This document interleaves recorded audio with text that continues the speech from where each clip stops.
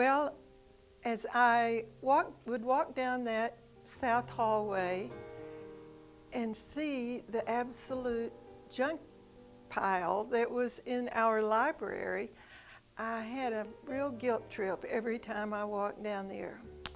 And I thought, there's no one going to do this or could do it since I have a library background but me.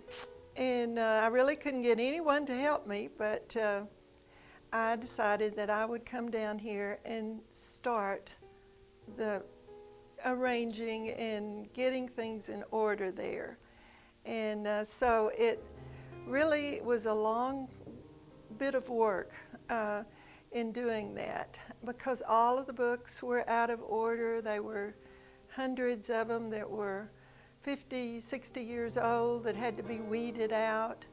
And so it was a big job, but I hope that we've gotten it to where people can use it at this time, if they so choose to. Well, there were lots of photographs. And as I worked with the books and we're finally getting those in order, I began to think, you know, the photographs of all of these people that have gone to church here for nearly 100 years, that the history of our congregation is really important.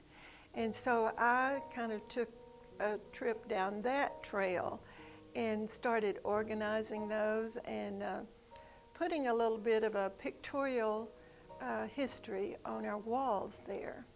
And I'm happy to give anyone a tour of that at any time, because I have a library background but also a history background, and so I love the fact that we have the richest history of any congregation of any church here in Lubbock.